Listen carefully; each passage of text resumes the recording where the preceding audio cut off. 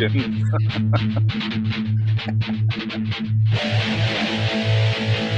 Oh man.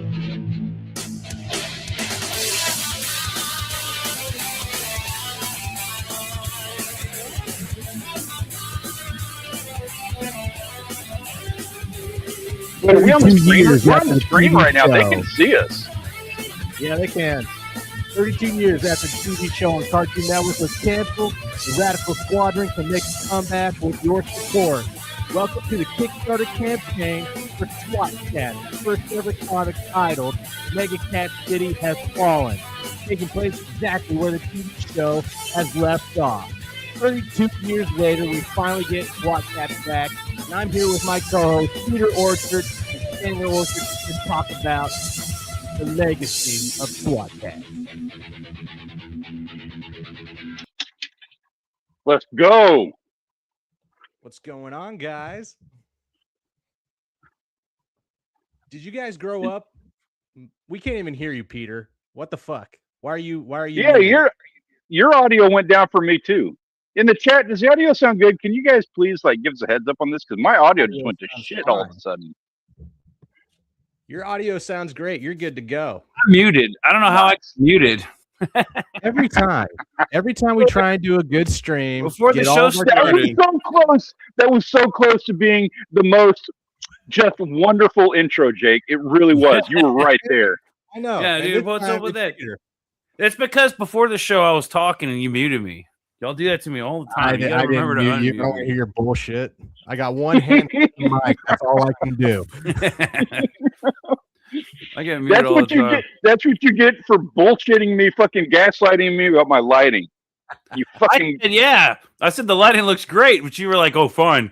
Nobody likes my lighting, then, and you're gonna say anything." And I was like, "No, Jake is the one that was gaslighting me. You're just like, yeah, it's lighting. It looks like lighting. You did lighting. Good for you. That's fine." Jake was like, "For showtime, I couldn't just sit here and be like, it's a little shit." No, your lighting is fine. Quit second guessing yourself. Out of all the backgrounds and lighting, mine's the worst.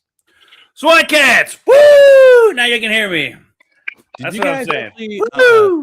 Did you guys like me? The early '90s were just full of cartoons and Power Rangers and all that. Yeah, man. Was SWAT Katz on your radar? There were some good ones. SWAT Katz was on my radar later on when they was doing replays. Same with Pirates of Blackwater, Darkwater, whatever. I get you. Like those were ones I didn't watch when they were out. I was watching those in the replays. Yeah, SWAT Katz was one that I was happy to see take place on Cartoon Network when it did. It's 32 years later. So this took place in 1993. It ended in 95. And it only had 2 seasons. So each season only had the best episodes. always. Yeah. Mm-hmm. And then it had. Kids these days do not understand how glorious the cartoons of the 90s were. Like those days. That's because so good. It's not the same. We had the same. We all watched the same stuff. It was all on the same channels. We all had the same channels. Now it's like everyone's got Netflix, but there's 1,000 shows to watch. So everybody's watching, I don't know, the big mangas that are the top 10 suggested. But that's are you not watching the same Invincible on Amazon right now? Are you watching this over here? Yeah, right. No, I'm on HBO watching all the DC Universe stuff. You do know how cool somebody is. Everybody's got their cycles. Like you do Netflix for a couple of months, and then you do Disney, and then you do Prime. Yeah, and it's like not everybody's doing it at the same time. So Jimmy over here is on Disney, while fucking Timmy's over here on Netflix.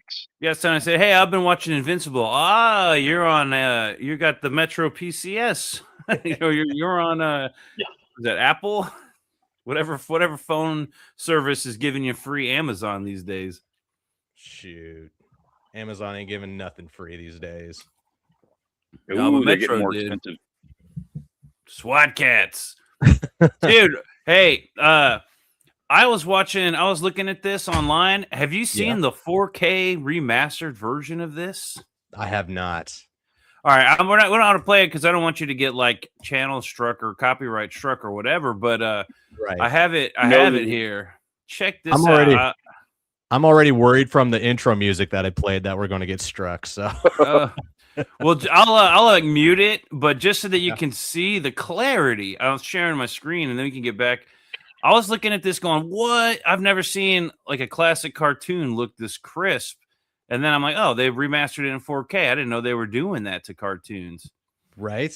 I'm sharing my screen though. If you want to, Okay, hang on. Let me get talking let me about get it up here.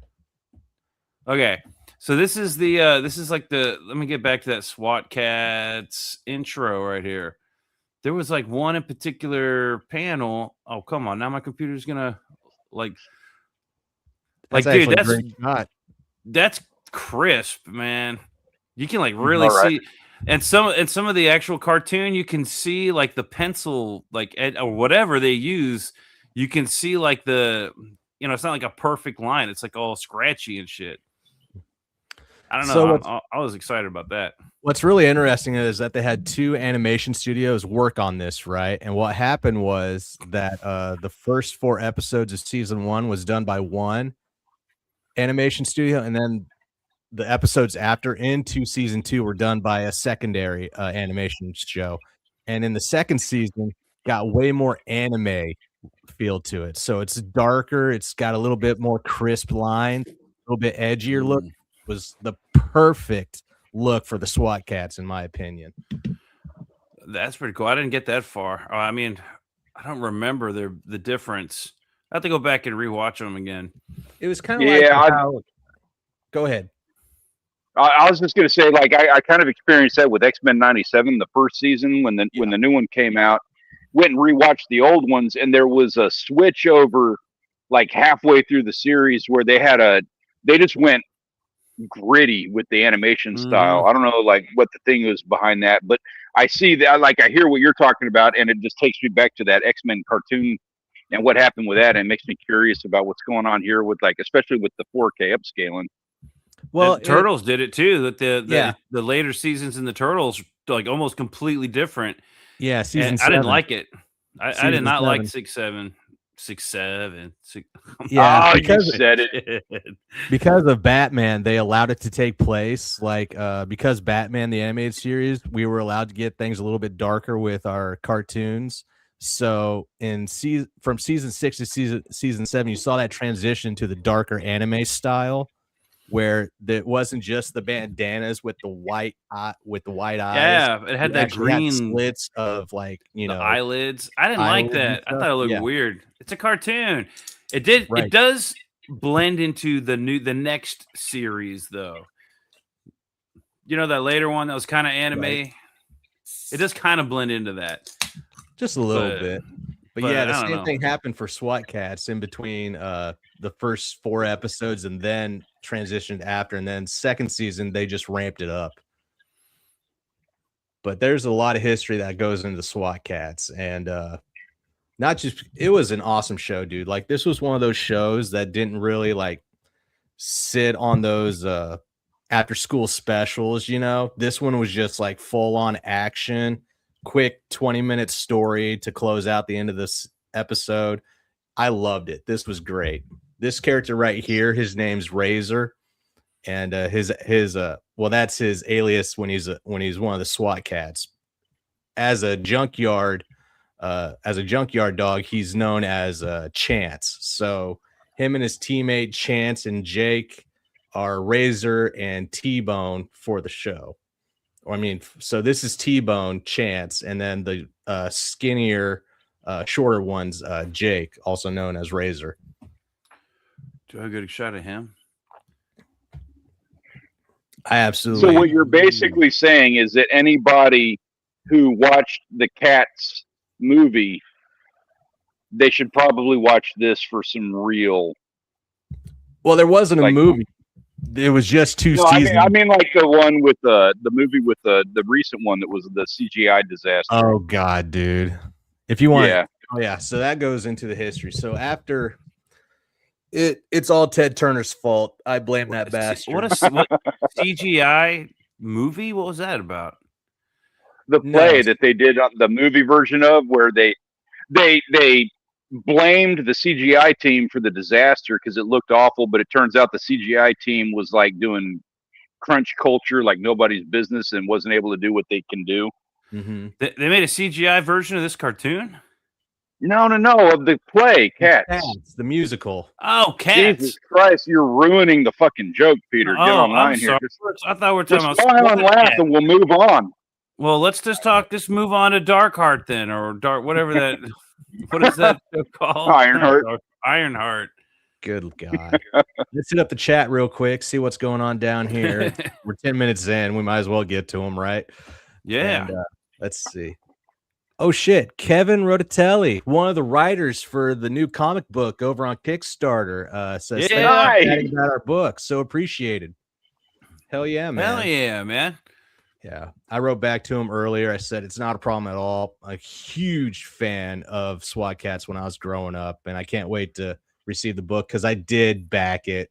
And by the way, it's pinned up in the chat if you want to go check it out on Kickstarter. The late pledges are still active if you want to go over there and grab a book. And now, since they've hit all the tiers, being the highest grossing indie comic book on Kickstarter now, they now have a Blu-ray version of a motion picture for this comic. So congratulations on that. Yes. Kudos. 100%. So yeah, you can get this as a motion picture of the comic book in Blu-ray off the Kickstarter campaign right now, which I will be backing. Mo Biggs, he says, can't make it tonight.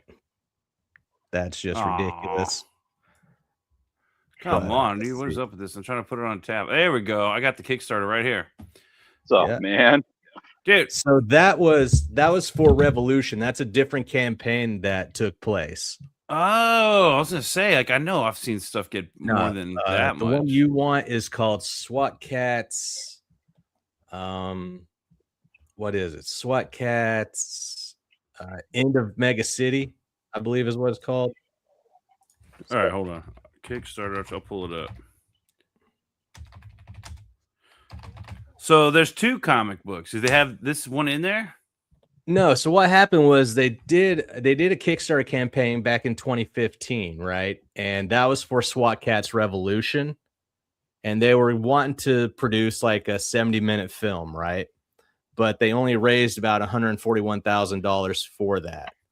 And so it didn't come to fruition for what they wanted to do with it, but they've been going to producers left and right trying to get SWAT Katz back on the map. They've gone to Amazon. They've gone to, HBO. They've gone to so many people, and they knew right out the gate they didn't want to go with Netflix. So if that doesn't tell you anything. But yeah. Second screen syndrome, Netflix, you need to fix that shit. Yeah. Hulu passed on it, Warner Brothers passed on it, and all this jazz, but their passion for SWAT Katz to be brought back has not died, and that's what made it to where the comic book campaign was able to take place. There we go. Holy shit! Yeah, that's a lot more than that other campaign. We're at $739,604. Hell yeah, man! So let's go. I love this artwork. It's officially the biggest single issue Kickstarter campaign of all time, right? So it achieved $730,000 with support of 6,400 backers, and then it just kept climbing. And it's still going. Go get it. Let's take a look here at this story. So I've got a feeling that they're going to be keeping it going until they actually get ready to fulfill the books. Because leave it open for people that want to get on this last minute. I mean, I know it ended funding, I think, in November, but I didn't know the late pledges were still open. So I thought that was really awesome of them to allow late pledges to still take place. So if you're able to jump on this, because that art is beautiful, dude, there's no shit art for this comic. This is one of my favorite styles of artwork. Oh, dude, it's so grungy, it's edgy, but yet it's so fucking colorful. I love it. This is what comic books are supposed to look like. Back to the 90s. Oh, hell yeah, man. I'm tired of all that like semi-realistic. I don't know, what do you call it? That house style that DC has, and the Marvel house style is kind of shit. We just call it Jim Lee. Yeah, I like the term. It's not even Jim Lee style. anymore, man. Yeah, that's a nice way of saying it's like not as good as it. You know, they don't have any real. That's I'm going to start using that. I'm switching out like my vernacular instead of saying generic. I'm just going to start saying house style about everything. Right? It's all generic crap now. I mean, like vanilla is 2024. Instead of saying vanilla, I'm just going to. I will reel it back a little because that Absolute Batman is not house style. That is pretty good artwork. That's unique, and that's what I'm looking for. Wasn't that like in the early 2000s though? Is that now? Absolute Batman is new. Yeah, that's brand spanking new. Well, not brand spanking new, but new enough. WWE Fandom says, "What's up? What's going on? Hey, WWE what's going on, Fandom? Man? Thanks for jumping in." He says, "90s forever." Hell yeah! Y'all remember? Of course, we remember Dilbert. Yeah, sorry to hear about the creator. Yank Your Crank says, "Hey guys, what's going on, Crank?" Hey, what's going on, man? And then Fandom once again says, "Stanley is Batman, Joker is Peter, and Bionic Bruh is Robin." Yeah. He said that on your channel, Jake. Well, that's hilarious considering I am a huge Nightwing fan. So Dick Grayson. Yeah, you pretty much nailed it. Yeah, you nailed it, bro. Thank you. I actually take that as a compliment. So, I get Batman, and everybody agrees with that. Yeah, you got to stick up your ass, and you don't know how to have fun.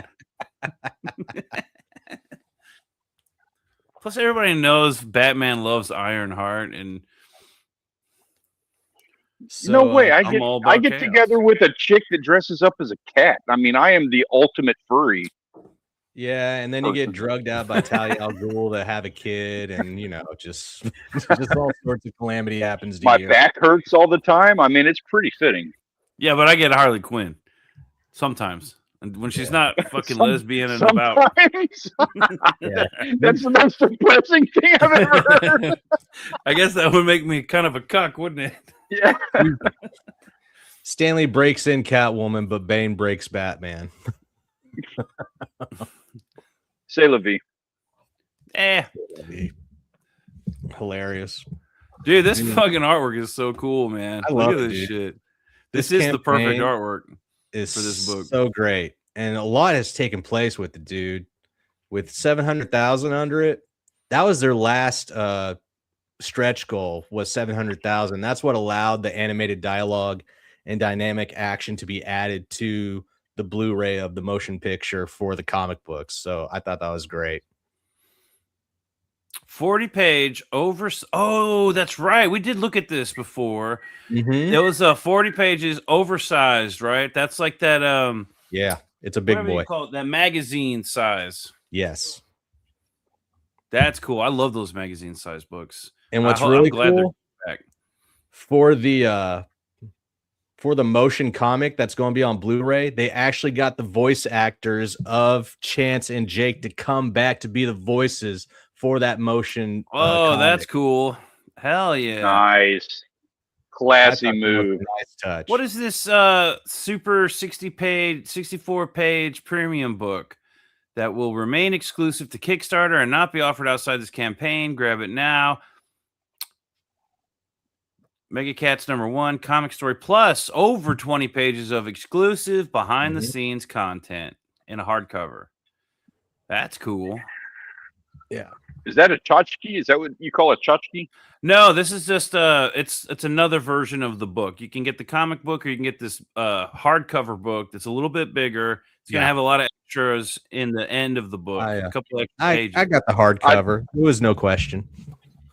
I got a question about this. So this is obviously, I know we got to move on. I'll be quick about it, but I am curious about a couple of things. So this has been a very successful campaign. I'm going to assume that there's going to be a follow-up for this. And if that being the case, if there's a follow-up, if there's another issue, especially with the high quality and the high standards that they're setting with what's going on here, do they need people to represent characters in the book? Because I know a couple of guys who have some experience with that, who can fill in as background characters as needed.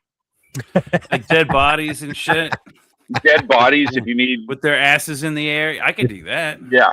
If you can get behind being called a furry for the rest of your life, we could do that. I'm all about it. Hey, All if I'm about in it. a I'm good SWAT with Katz comic, you can call me whatever the hell you want. I'll put fucking, I'll put shit in my beard. I'll eat some cheese sticks. Actually, go all the way down to the campaign and see the team that he has on this dude. He pulled all the stops. All right, let's take a look here. What's next? Artist. Oh, hold on. Artist edition, 11 by 17. Yeah. Yes, that's what I'm talking about. I love those 11 by 17 books, man. First ever artist edition. So it's basically the size of the original paper. Mm-hmm. And if you look look at in that. the background back there on that art right there that was on the cover, that's a face that's actually in the planet that looks like TurboKat. So it looks like one of the big bads is coming back. I was actually a huge fan of the MegaKats, which were the robotic androids of two gangsters that had their brains transplanted into androids. But TurboKat coming back, that's a big get. And you don't really notice it as much over here on the colored version, but see, that's why black and whites aren't. Yeah, man, I love black and white versions. Black and whites are sometimes better. It's actually, I like it too when they still have some of the blue lines in there when you can still see it. It's not just the line work, because blue lines kind of gives you an idea of what the inkers are working with. And I'm assuming this is all going to be is it the same inker, penciler? I guess I don't know. He's got different people for this, man. The team on this was well thought out, and he got some good grabs. The covers. Wait, it's on Kickstarter, so there better be some NSFWs, if you know what I'm saying. This is actually an actual. Oh, come on, dude! It's Kickstarter and anamorphic. It's furry shit. You kidding me? How can they not have? I have to second that. Glow in the dark. That's kind of cool. The foil editions, classic. Metal edition, classic. Oh, glow in the dark. I haven't seen that. Like, I know this isn't my realm. I hadn't seen that, but that to me, can you imagine? Like, seriously, think about it for just a second. You've got your room with your blacklight posters and your fucking incense and your patchouli, and and you've got the comic book you're sitting there. That is like the most 1997 thing I've ever heard of in my life. Dude, I've seen a couple. The wall. I actually think I have one. I've actually got a couple of glow in the dark covers since I've been getting into the crowdfunding, because that's a popular one. I'm seeing more of it. One of them is the Salamandroid book that had glow in the dark in it, and then Pete Cimetti had a glow in the dark King Cryptid that was pretty cool. All right. Yeah, I remember that. Hey, what are you? Oh, you kidding me? There you go. Right here. This is what I'm saying. Now, where's the cover without the club? Oh, come on! Oh, boo! You expect some NSFW of like Felina to be on a cover, or yes? Oh, come on! Don't bullshit me, Jake. Don't bullshit me. There's a reason that it's posing like that. She's thick. There's a reason she's on a cover at all. It's because we saw the cartoon. This is what everyone. Don't say you weren't thinking the same thing. This isn't Rescue Rangers where you think of the little mouse in your night dreams. Those Rescue Rangers are put your crusty socks away up there with the Looney Tunes. Babs, oh baby, oh Babs, Tiny. They gave her a glow in the dark cover. Okay, all right. Now hold on. This is also why this is another reason why this book is so successful. But of course, you have an awesome fan base, of course. But you've got multiple covers, and each cover has a foil edition, a metal edition, a glow in the dark. Mm-hmm. So that's gonna help get some numbers. All right, especially when you have a good fan base. Yeah, that's very well done. Multiple very well covers. Thought out. You've got this hardcover book. You've got the black and white oversized the gallery edition. Let's see here. What else have we got here? Past that one, another cover. This one's actually pretty cool. I like this cover too. And you got the same thing with those. This one's actually a pretty cool cover too. So you're getting a lot of covers, and you get all the variants. How many variants is that so far? It's like too many for me to count. That's for sure. Yeah. So we're getting it's past over 10. Look at that. No, way over a dozen at this point, because each one of these has 4, because there's the cover, then the an acetate cover. Okay. And acetate covers are pretty cool. That's where it's like clear, and then when you pull it back, you get the whatever's underneath it, the drawing over here. Yeah, it's like I like protecting the acetate. cover. Yeah. All right. So we got a lot of covers on here. A blind bag. Is this cards? Oh, a comic book blind bag. A lot of tears. A golden ticket. Oh, we lost Stanley. He's having issues. Oh, okay. This is a cool thing. A golden. We've got this blind bag and then a golden ticket for an original acetate from the 1993 TV show. Sketch covers. Okay, let's go. Sick. Damn, dude, look at all these. That's a lot. That's a lot to choose from right there. T-shirts. Now this is the tchotchkes right here. T-shirts. I'm a T-shirt guy. Yeah, there you go. That's the dude, one. This one right here is pretty badass. Black shirt with the white. Yeah. And that's a cool image. Got it up there on the chest to where, and it's not down on the belly for the guys who have a little bit of weight. I might have to actually go. I might go. Oh, and the red one's actually pretty cool too. I've been wearing more red lately. Yeah, so have I. Yeah, I don't know what it is. I just like when I was younger, I never would have worn red, but I'm actually. I know exactly what it is. Like I can peacock now. I have a wife. I don't give a shit. That's what it is. If I had known that when I was a kid, I'd have been wearing red or like bright colors, crazy shit all the time. Red, it works, guys. Wear red. I came from the theater, dude, so I was peacocking all the time, even when I shouldn't have been. Oh, this one's cool. This gray shirt. Oh, I kind of like that. Yeah. I like that. It kind of makes you want to buy like all of them. Right. A hoodie. Oh, that's cool. With print on the sleeve. Yeah. I like that. I like it when they have that cool shit all the way down the side. All right. We got a cool hat. That's that new thing where you got like that patch that they've been doing lately. What brand is it doing? Yeah. All right. What do we got? More. Are these cover fine art? Oh, dude. Original. Oh, the prints. Damn it! I thought this was original art. I was like, I want that piece. Oh man! All right. Where's the team? Okay, hold on. Movie poster. I hadn't seen that one. That's a great addition. Oh, that's what cool. would come to the theaters, I would have my ticket instantly. If they were doing a movie, I'd say yes. Are they working on a movie? A live action? They want to go coming soon.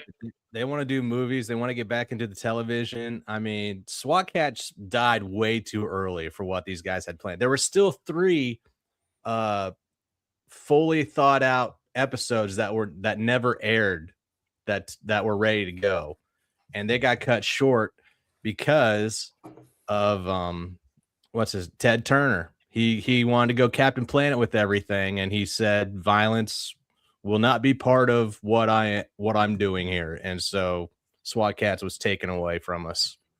Gone too early. This poster would be epic if it didn't have SWAT Katz written on it. Like instead. Oh, I see what you're saying on that. It's like have faith in your IP. Yeah, like remember that Darth Vader poster, the episode 1? Yeah. All you had was that the Tatooine, whatever that thing was with the kid in the shadow. That's all you needed. You didn't need Star Wars or nothing. Yeah. Well, I think with that taking place, you would want more colors on this then, because you would want the TurboKat to stand out. The jet that they use is called the TurboKat. Yeah, you need it to stand. You would want more definition than if different angles.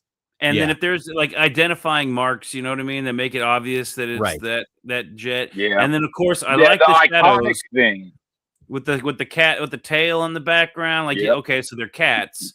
That's cool. That kind of alludes to the whole like what's going on. And even right here where it says like these 2 guys is the these characters. That's all. That's all you need. That's even more than you need. Yeah, it is. But that's still a pretty cool poster. When the CGI film Cats came out, it killed any studio from wanting to touch SWAT Katz and bring it back. Yeah. Really? It also killed anybody wanting to do CGI. People are stupid, dude. Look at what happened with Super Mario Brothers. Like they did the Super Mario Brothers movie. Yes, it was an absolute all-time dud. But did they really need to wait 30 years to try again? Hey, Yeah, that was weird. dumb. that's the same with Supergirl. 41 years later, we're finally getting another film for her. It's like they got spanked for 30 years. Come They on. got spanked 30 Yeah, years. in the yeah, future. because it's easier and it's safer to put out a sequel or to reboot a franchise. It's like Yeah. industry is dumb. You'd think that they'd be like, Hollywood would be like, oh man, this AI shit is really that's really rough. We have now, Hollywood used to be, used to have artists in Hollywood creating art, but now it's people are just creating blockbuster hits. I just watched Groundhog Day. That wasn't some blockbuster hit, but it's a damn good movie. It's a cult all-time great. Yeah. And why aren't so AI is just challenging? It's a challenge. Where are the artists to come out and take that challenge? Yeah. Yes, 1,000% yes. All AI did was it upped the baseline. The worst content that you can make is the stuff with AI. Yes, AI and they is not have making the access to best. it. If they're talented, you know what? If AI is like the thing to be, and everybody has access to it, well, so do you. Use it, but do it better. Don't just type in an algorithm.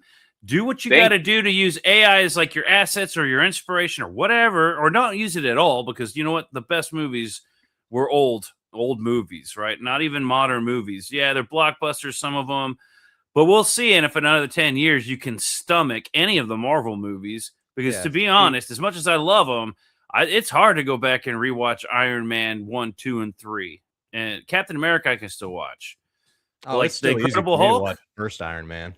The first Iron One's great, but I just watched it a couple months ago. I don't want to watch it right now. Well, yeah, I already watched it 30 times when it first came out. I mean, I don't need. It's on repeat on TBS or something, I think. But I watched Captain America a couple months ago, and I could watch that one right now.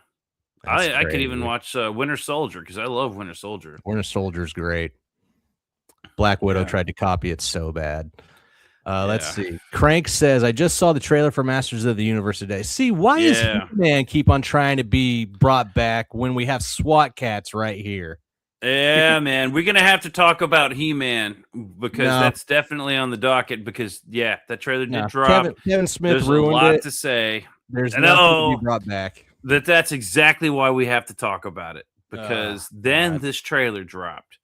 But we're talking about SWAT Katz right now. We got 1, 2, 3, 4, 5, 6. Just 6 covers. 6 covers. Each one has the 3 variants or 4 variants. There's 4 variants. The main cover and then the 3 variant versions of each variant. Enamel pins. Okay, where is this? Oh my god! Look at all this stuff. Hell yeah! This is like a backer's special dream. Wet dream. Wet dream, dude. Special dream. It's YouTube. You got to come up with new words for everything. Get hip, bro. Get with it. I got it right here. This is your catnip. That's what this is. Yeah, this is your catnip. Dude, just looking at this right here, this is like, fuck yeah, I want this to hear. Look at all this shit. Do you know how cool it is? One of the coolest things about backing stuff is when you back a tier like this and it comes in the mail, and it's like a surprise. It's like one of those grab bags, but everything in it is fucking awesome. Oh, it's Christmas. Remember, you used to get those like mystery bags of like comics or something.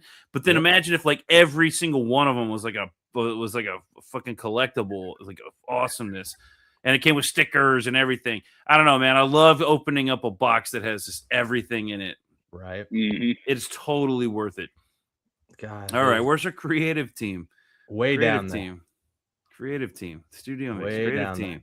Still Zoop. Oh, yeah. Oh, they're on Zoop. That makes sense. Here we go. So those are the original creators. Those are the Trimley brothers, Christian and Yvonne. It's Yvonne. Yvonne. And then the actual team for the comics are a little bit lower. So you've got the editor, the co-writer. Editor. All right, co-writer. This is that. He's the one that posted up here in the chat this is earlier. Kevin. Thanks for stopping by, Kevin. We appreciate it. Yeah, Kevin. Appreciate if you're still watching, or watching on the replay. Yeah, if you're watching this, man, we'll send the link. Just say something. Hell yeah, we'd love to get you on here. Got Frank, Talk about how this Barbier. We're going to need Kevin to come on here just so that we can pronounce names correctly. So, Kevin, if you don't mind, we're going to need to borrow you. It's Kevin Rodatelli. Just look at him. That's Rodatelli. Frank Barbier. But you can see the books that they worked on themselves that they were part of. Lobo. Look at that. All big names. I saw Lobo. I saw Batman up there. All right. I want to know what this book is because that cover looks pretty cool. We got George Corona. He's the artist. Yeah. Okay. What has he done? Because I know I've seen that artwork before. But I haven't read Batgirl. Transformers and Batgirl. The Transformers. Yeah, I read Transformers. And I like the new Transformers. Is this the new one? I don't even know. I guess it kind of makes sense if he is the one doing the new Transformers is pretty good. Sarah Stern, colorist. I like good job on the colors because the colors are what make it awesome. They're popping hard. The colors are badass. Good job. Yeah. What is this? Sergey Lapointe. Sergey Lapointe. Serge. Is it Lapointe? Is that French? Or is it American? Oh man, he did a WWE comic. Is WWE fandom still in here? Yeah, of course he is. You better still be in here. If he's still in here, there you go. He worked on a WWE comic. We got to get him on. There we got to get him on here just for WWE fandom. Yep. I'll bet we can. I bet we could get Sergey on here. Sergey, if you watching this, that would be a really interesting conversation. I would like to talk to. I know we butchered your name multiple times, Serge. Yeah, it's Sergey. However you pronounce it, or Serge. Would dearly love to have a conversation with you, dude. Letterers are awesome, man. Big fan of Eric Weathers. He does highly a lot. Underrated aspect. Yeah, man. And then whoever did, there was I've got a Sandman, right? It's not the original. It's like a Sandman prequel to Sandman, whatever, right? And so it's got like all these different characters, and they all have different word boxes and everything, and everything fits the character. And I was like, kind of, the artwork is crazy in that comic book, and one of the notable things is the lettering in that book, the letterist. So definitely would love to get a letterist on here. And I like the WW comic book. I have a couple issues actually because we've discussed some very bad lettering that's taken place in the indie comics. Oh yeah, we have. It's the last place people invest, and it shows when they do. Rob Hoder. Sorry. Rodatelli Productions. All right. Well, good job on the Kickstarter, guys. Hope y'all make another 300 grand. Let's make it an even million, right? No shit. Right. This was God, great. That artwork looks cool, man. That's a cool cover. That's the cover I want right here. The link to the campaign is popped up in the chat. You can check it out there, and it is in the late pledge stage, so you can go back and still back it at this time. I highly suggest you do because it looks phenomenal. Hell yeah! Now, before we were talking about the Kickstarter, yes. What were you talking about? We derailed it for a minute. Oh, I was talking about the history of why it got to this point. How did we get to this point? So, you know how like all the parents and everybody and the news and the TV stations and everything were talking about how violence was corrupting the kids and everything. You know, kids were fighting each other because of Power Rangers and Ninja Turtles, just doing all the ninja stuff. WWF kids were body slamming each other and Stone Cold Stunning and Rock Bottom. And so Ted Turner went around and was like, well, we don't want any of this non-educational stuff here on our platform, so we're going to get rid of them. Lame. So halfway through season 2, well, three episodes away from, I'm going to say there's 26 episodes. After two seasons, they canceled SWAT Katz, pulled the rug out from under them. And it's because he wanted to get back to like educational stuff and getting back to saving the planet, which is why Robot Chicken makes fun of Ted Turner with the Captain Planet scene. And that was kind of a Captain Planet Like, Right. it's one of the only things on TV. So I'd say I was a fan. he but was there the wasn't one that much was going to else. turn pollution down to zero. SWAT Katz or Captain Planet? Well, I fucking would SWAT rather SWAT Katz. Katz. Hell yeah. Well, you're also making fun of a fucking 11-year-old, Jake. Come on. Yeah, I don't make fun An of me. 11-year-old who No, didn't I- have the internet at the time. I will karate chop 11-year-old. I don't know care. Fuck you, Jake. That's 11-year-old me you're talking about here. Look how I turned out. It's all thanks to Ted Turner. Thanks, Ted Turner. Whatever. Thanks a lot. He tried to be the Mr. Rogers he couldn't be. If only I had more SWAT Cats in my life, I would have turned out this way. Scooby Doo's, we couldn't have one SWAT Cats. Get out of here. Look at that guy. We need this. We need more of this. They had a long road ahead of them. So in 2015, they tried to revive SWAT Cats to produce a new series or a 70-minute film, right? Campaign was successful and everything, but things started like not being able to take place. They do have, I think it's still out there where you can find it. And then later on, they confirmed that they'd started development on the trailer for a TV show so they could greenlight the production of SWAT Katz Revolution. So this was going to be the reboot of SWAT Katz.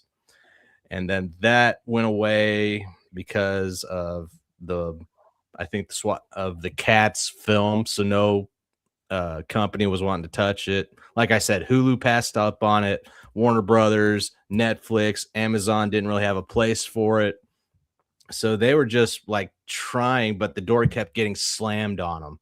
And finally, with this Kickstarter campaign, 32 years later, they were finally able to give us some kind of media for SWAT Katz, and this is it. So I'm happy. Suits. I'm more than happy to see this. That's the Kickstarter that we were just talking about. Yeah, man. And you know what I hope? I hope that the hype from all this, the fact that this is the biggest, single issue comic book success right here on Kickstarter. Mhm. I hope that gets the fire lit to get another, either the series greenlit, or maybe get a movie. You know what I mean? Because something. I would hope so, dude. How the hell do we? Yeah. How the hell do we get some of the franchises making these movies, but we don't get SWAT Cats?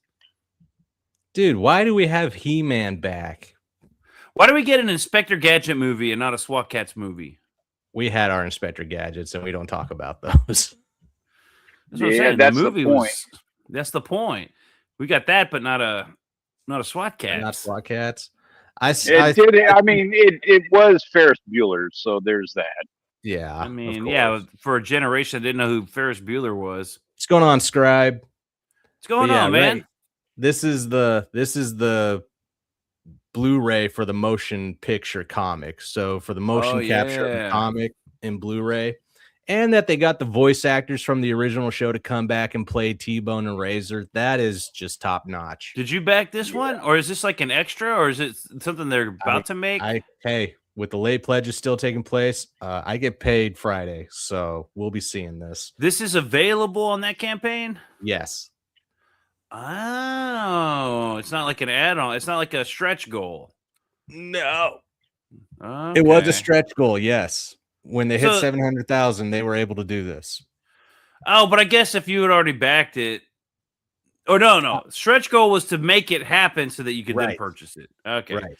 Yeah, when I think stretch goals, I think, okay, everybody who backed it gets a version of it. But there's like that point where if you start adding stuff after the campaign's closed and you're in like in demand or whatever it's called on Kickstarter, then if you're adding stuff at that point, that's got to be something that you're charging separately for, because you can't just retroactively start sending it to people who backed it. Now You'd have on that motion comic, in the end credits, all the backers will be added to the thank you page at the end of the credits. In the credits, you'll see your name if that's you backed cool. this campaign. That is pretty cool. I love that. Yeah, I want to back it at a decent tier now, so I'm on that list. Yeah, right. I want to get the what's your limited last name, edition Jake? collector box, huh? What's your last name? What letters does your last name start with? What? Why do you need that? Oh, I know what it starts with. You want to be higher alphabetically. I want to be first on the list, but no. I knew you're exactly where he was going. You're not going to beat me. You have to enter your name. You just enter your name as Peter Orchard. AAA Orchard. Yeah. People think I was related to Gomez and Fester. That's my last name. Yeah. The second I said it, I was like, oh, wait, I know what your last name is. Fuck, there's no way. No, my name's 01 Orchard. Yeah. You ain't getting it. Well, at least I'll be on the list. But I'll put my name as Peter, better than Jake. Orchard. But yeah, you can see right here, and this is like season 1 right here. Yeah. And then season 2, you see. Yeah, I was curious about that. You were talking about that earlier. I love the anime style. And I think that fits more in line with what the comic book is now bringing to us. This is the anime, or this is the original, the first version? This is season 2. This is the first. This is first season. Okay. And then they went more anime style with it. Do you have a version of that? Yeah, you have a screenshot you can pull up on that. I thought I did. Hold up, I'll pull up one of the last episodes. Here it is. Yeah, this is the anime version. Oh, there we go. Oh, yeah. Okay, yeah. I like that a lot more. Yeah, you can tell. I do like the Hanna-Barbera, like the more cartoony stuff, but this is way better. Oh, especially when and it's not over the top with the super dark shadows. Well, when you're fighter pilots, you don't want to be more cartoony. You want to be more action oriented and have that look. So, and they have more expressions. Like their faces are more expressive. 100%. Yeah. Also, there's just a little bit more of a heightened angle, more dramatic angle on the shot. Little things like that. Yeah, this right here is definitely Hanna-Barbera. Yeah. And then they were like, well, they're about to get rid of us. Let's just go. Let's just go back to the other one. That's the other one's kind of like, I don't know, Scooby. Maybe we'll get them this time. And then the other one's just like, Wilma, I'm home. Yeah. The anime version is like, fuck you, Goku. I'm going to get you next time. It's like, fuck you. This is way cool. Happy to see this. Oh, and they actually unveiled some more art for this campaign. I got to blow it up for us, though. So hang on. Oh, this is some of the layouts that they have going for it. So this is MegaKat City, and you can see it's being taken over by these alien ships. Oh, that's cool. Yeah. Dude, that's something to hang on the wall. That poster alone. Some of the production artwork is really badass. I don't know what it is about production artwork, but I see some production artwork that's like, that's it right there, man. That's the artist right there. That is raw, pure, and uncut. Yeah, I like it. There was some of that in that book. You shared some images from that book, and like the spaceship. I don't know if you have that one readily available, but man, that spaceship thing was fucking awesome looking. I don't have the spaceship yet. No. Oh, hold up. I'll pull it up here in a second. Okay. Give me a second. You're talking about the TurboKat? I'm talking about. Oh, where's it at? Damn it! This is the color version of that black and white we were looking at earlier. Yeah, I mean, look at the fur. Look at the line art. I mean, this is gorgeous. I want this as a poster on my wall. I love this. But I need it signed. I definitely need this signed. Oh yeah, for sure. I wonder if was it Sarah was the one that did the coloring. I wonder if she did the coloring on this. Oh, I'm sure she did. You think? Because this is phenomenal. Let me go back and see. I can double check that for you. This is an exemplary example of some really good coloring. Yeah, this has got to be hers. Colored. All the notice how it's all. I know this is like a weird, stupid artist thing to say, but all primaries with heavy contrast. That's Pablo Picasso style. Oh, you know what's better than that spaceship? Hold on, this panel right here. All right, Jake. Oh shit, I'm on the wrong screen here. I'm bringing it to you. Where are we at? There we go. There we go. There Boom. we go. Look at Oh, that, yeah. dude. That's like some of the production artwork. And it's just like, just looking at that, it's like, why isn't that? That's what a comic book needs to be, is stuff like this. And that's what that comic book is. Wait a minute. Is this from the G Drive? Yes. I don't know if I can share that. Well, this is just one page, so I'm not showing everything. This is just that one thing you shared. Okay. But it's very similar to this kind of stuff. You know what I'm saying? So, Right. Jake, after we're done here, I'll tell you how to blur. I'm definitely gonna be blurring. Everybody watching live, you just got a taste. Blur the hell out of that. Now you got to go back and back it to know We're at exactly the what that 50-minute mark. is. Remember that we're at the 50-minute mark, and Once again, Oh, this Peter is gets Jake canceled. this is on the campaign. I think I can I'll get share you this. yet, Jake. You. Hang on. This is on the campaign. I can share this. Hang on 1 second. Yeah. SWAT Katz are back. Hell yeah. Yeah, I'll be right back.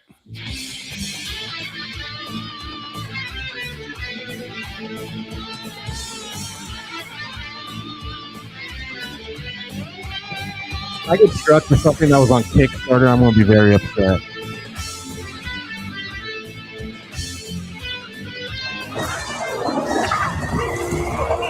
Say goodbye, Commander! Yeah, the metallic cat. Hey, bucket butts, is this a private party? Or can anybody join? Outstanding! Rod, what is that thing? Giant monster of the week? So I think this is like the last episode before it got canceled.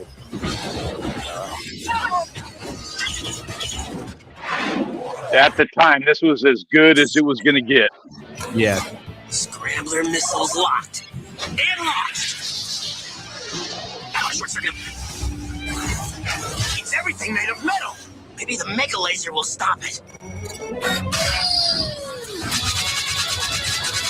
Crud! Nothing can penetrate that tank armor.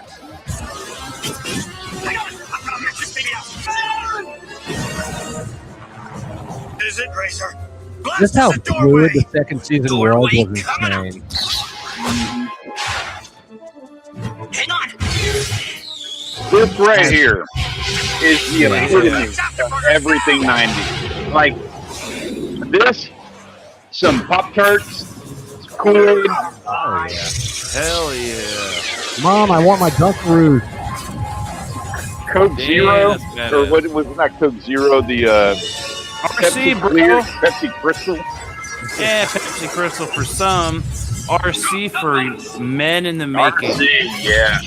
We've got giant mummies. All right. Giant mummies. Dude. SWAT Katz was the Badass. shit. I don't care what anybody says.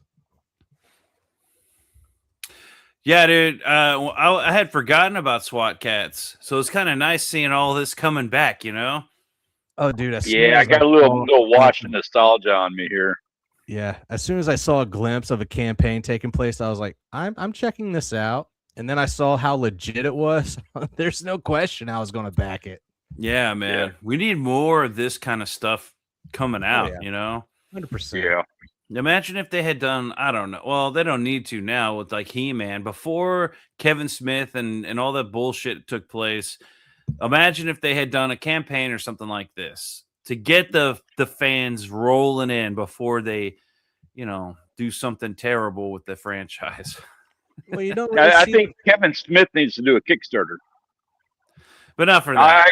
Growing up, I was a huge Kevin Smith fan, and I understand that there are, issues recently or whatever. But I'll give like, him. if we could just get him back to his roots. You can't. There's no way. He's rich. Those movies are great because it was Take away all his somebody money from and make him struggling go Kickstarter. Take away all his money. I like that. I've got one Daredevil comic that Kevin Smith wrote, and it is a POS. See, Yeah, I like Chasing Clerks. Amy. Yeah, Chasing Amy's when it starts to get no, weird. don't- And I like This Jay and was Silent certain. Bob. Dogma was pretty interesting. It was well written. Dogma, I Yeah. think, was all right. Like, But I'm not a big fan, but Clerks I 2, appreciate what they were doing. Clerks 2 was a stretch. It was like, all right. But then Clerks 3, Jay and Silent Bob, whatever that was, the reboot, like all that was just like, good. So I know this isn't a Kevin Smith episode, but the real issue, I hate to bring this one to light, and I love Jason Mewes to death. But Peter, you have Jason Mewes in your family photo hanging up in your hallway.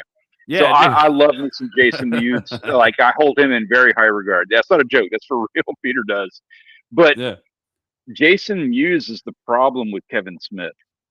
When Jason Mewes was on drugs, he was when hilarious. he was smoking a bunch of pot, he was hilarious. It was funny. But then he had to go to he had to do like some rehab stuff. He had to get away from drugs. He found religion. And when he got away from drugs, that's when they started tackling like not drug stuff in Kevin Smith movies. When he got into religion, that's when you found Dogma.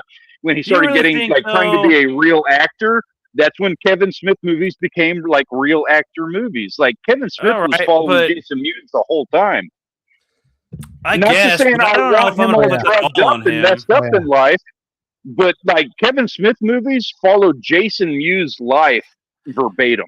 Okay, now hold on a minute. How does Zach and Miriam make a porno fall into that? Because he was having a whole lot of sex with weird people at that time. Fuck it, chuck it, football. All right. What about, they didn't have to stick with the weed thing, right? If they just tackled, they went with the Mallrats approach, where they're just hoodlums, even if they're now in their 50s or 60s or however fucking old they are. They're hoodlums in a mall, you know what I mean? Like a Mallrats 2 would have done way better than a Jay and Silent Bob reboot.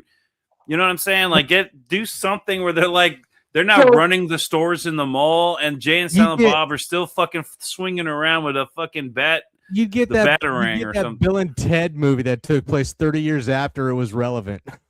Yeah. So here's my take on this, and it's a sad take. It's a sad take, but here's my take on this. So I loved Kevin Smith. You know, when they're in their 20s and they're doing their thing. I loved it to death. I wanted to be that. And a lot of the little tiny independent film stuff that Peter and I did was very reflexive of the Kevin Smith style. Got me into wanted to make films. Yeah, and if Kevin Smith can't do it at 50, it's kind of like, what hope do I have? So I have hope. I am going to hold hope that you can still have that sense of humor, that style as a 50-year-old. And I continue to believe that Kevin Smith could reaccomplish that.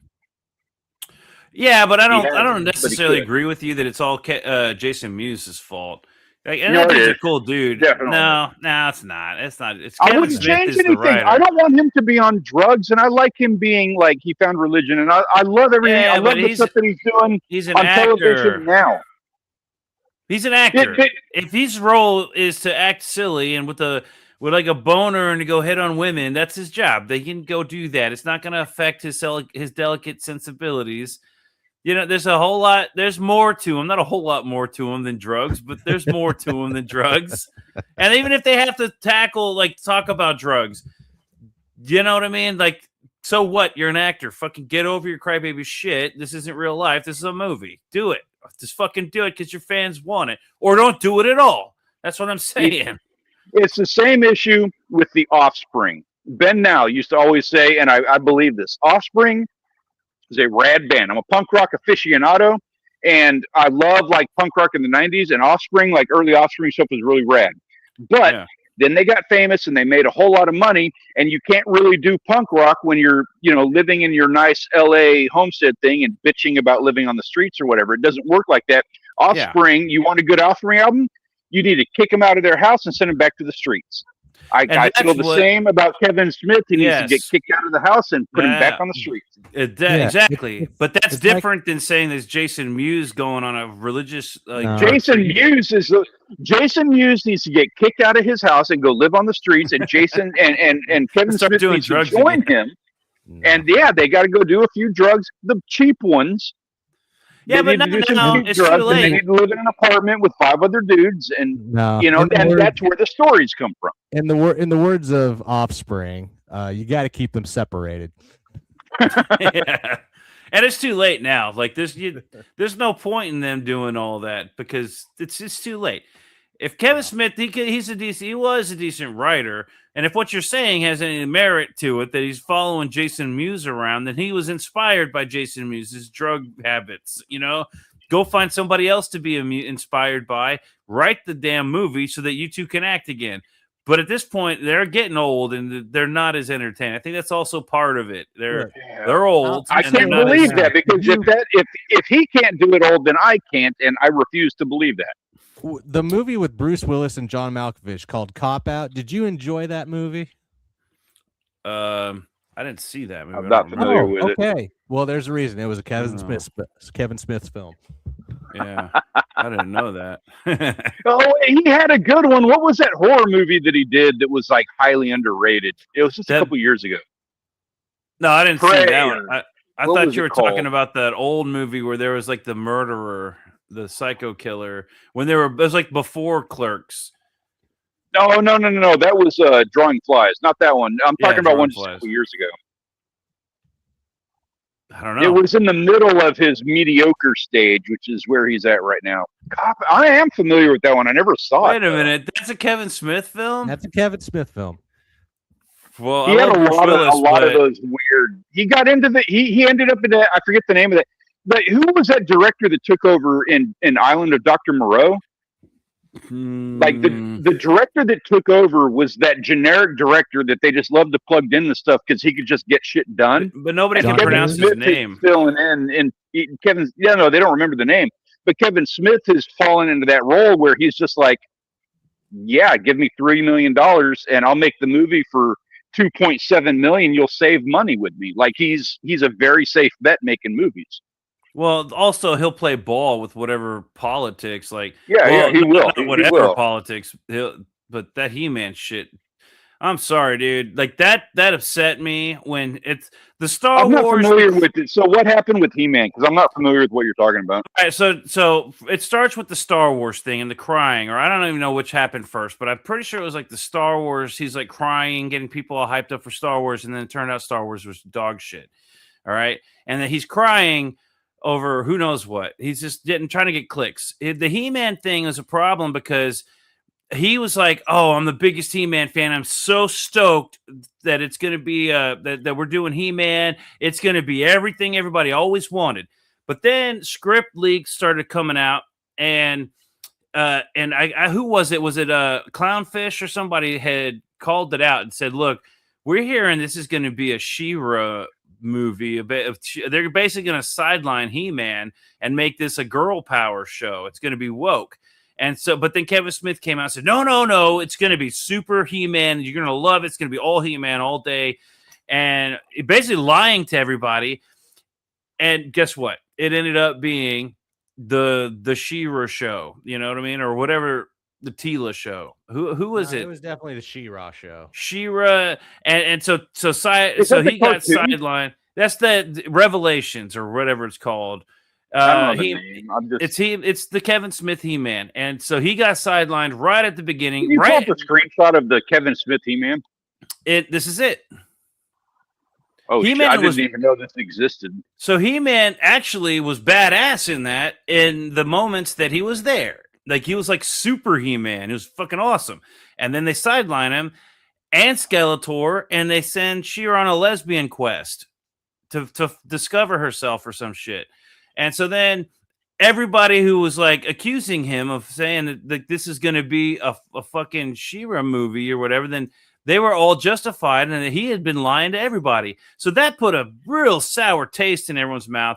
On top of the fact, hey, Darren, what's going on, D-Wag? Oh, man. On top of the fact that then a video clip comes out of him a couple years earlier talking about how when he grew up, I didn't even like He-Man. I wasn't even like people watching that shit. It's all gay.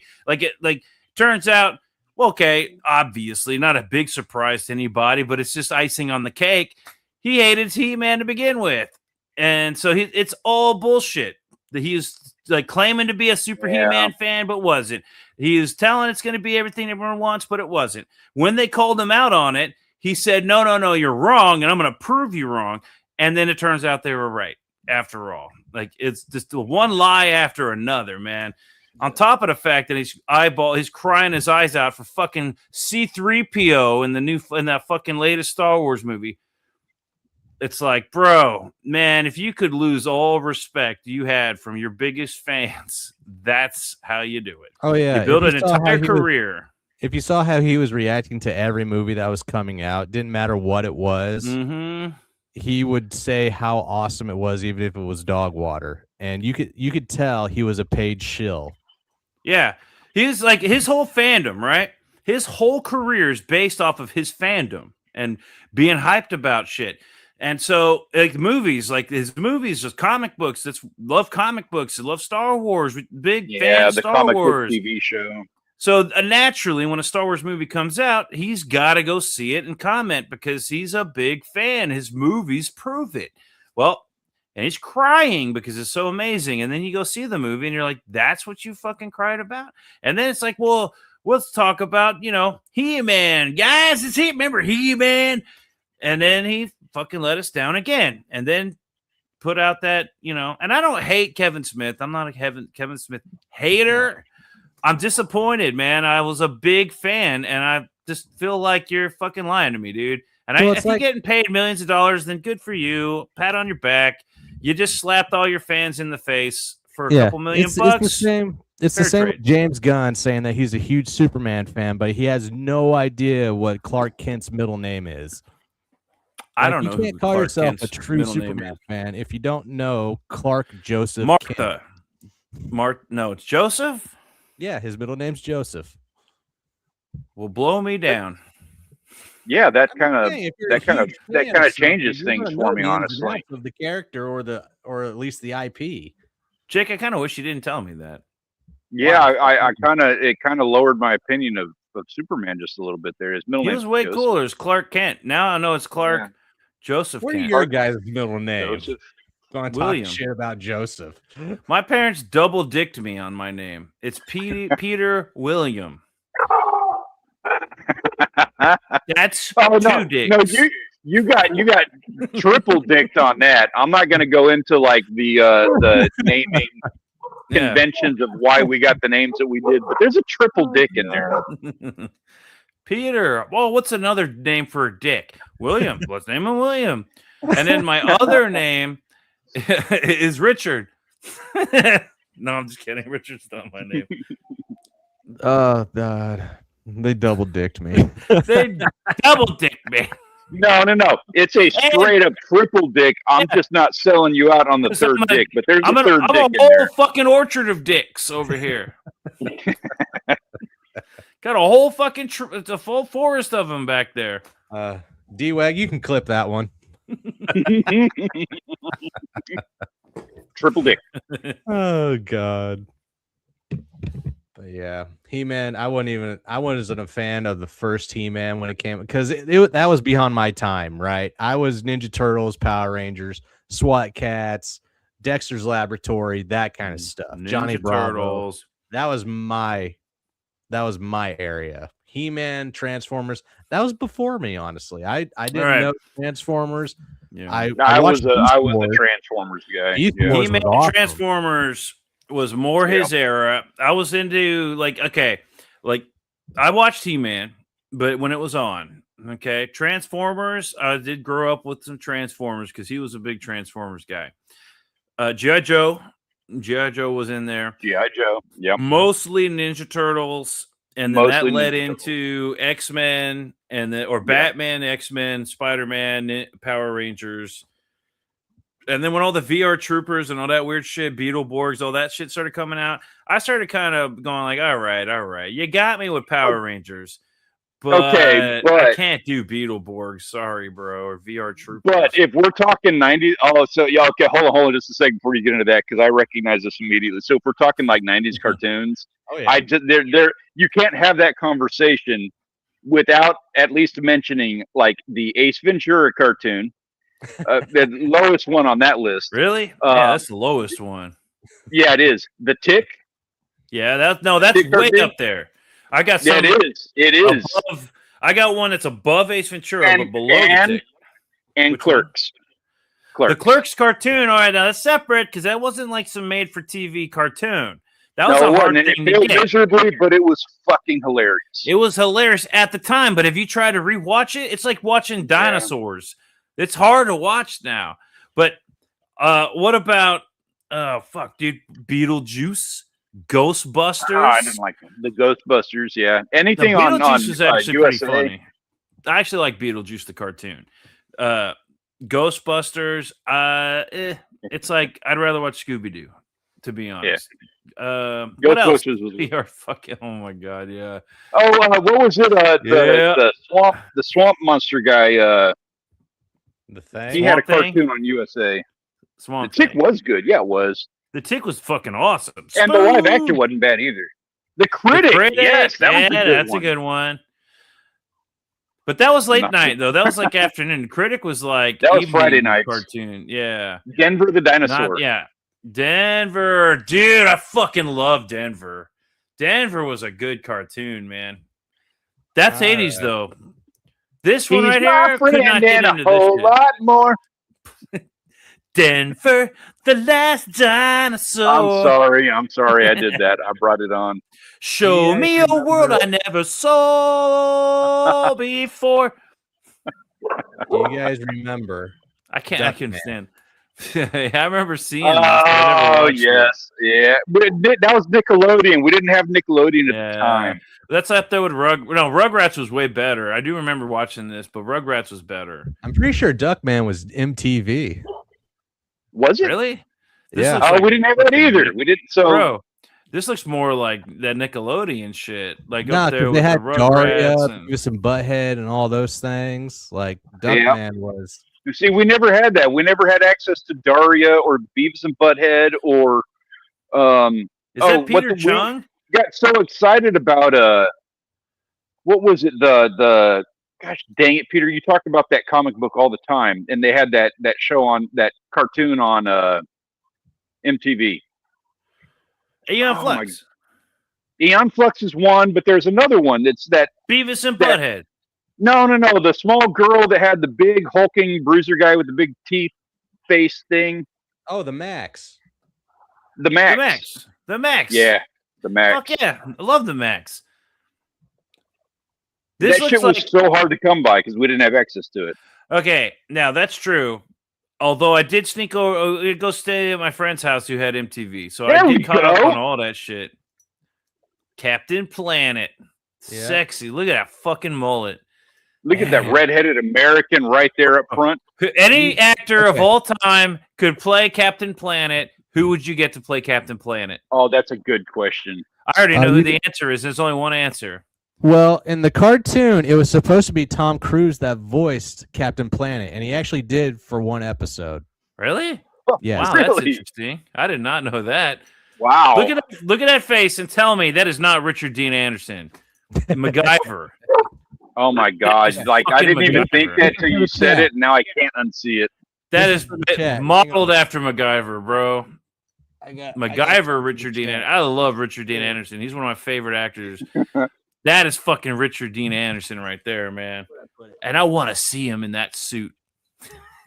Well, not now. Now he's like, I want to see a young, handsome, strong. You want to see Richard like a Dean Sora Anderson. version. Yeah.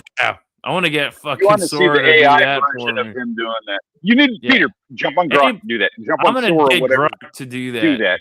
Let me try it real quick and see if I can make it happen. Here's for the chat. Anybody in the chat right now, if you can name me the 5 characters that when their powers combined, they got Captain Planet, name me the 5 Planeteers' first names. Go. When you do that, I will send you the first 3 issues of Perfect 10. John Boo, fucking Chi-Chi, Susan, and then name me a redheaded American is an obvious Rick. And I will send you the Perfect 10, issues 1 through 3. Damn it, Jake. All right. Hold on. Y'all do that. I'll let the chat have that one because I'm telling you, redheaded American git. His name is obviously Rick. All right. Create images. Nope. No, it's his middle name. I'll It's tell you Rick. what, it's a name that nobody ever used except as a last name. In America? Yeah. Yeah. Really? Because there was the African, the Australian, the South American, the Asian, and the American. The Australian. I'm guessing the Australian was the blonde chick, right? Yes. The Australian. Them Aussies. All right, nobody's going to be able to do it. Her name was Hold Mig. on. That's okay. Oh, come on. That doesn't even look like Richard Dean Anderson. And it doesn't look like Captain Planet. That's an obvious Green Lantern suit. You got to use Sora. I don't have Sora. Oh, you need to stay off Sora Bro, then. who the fuck is they modeling that shit after? That's not Richard Dean Anderson. What is Or this? a Captain America. Yeah, that's...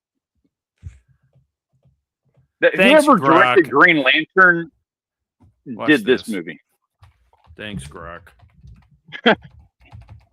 Nailed What are you it. trying to create? Richard Dean Anderson is...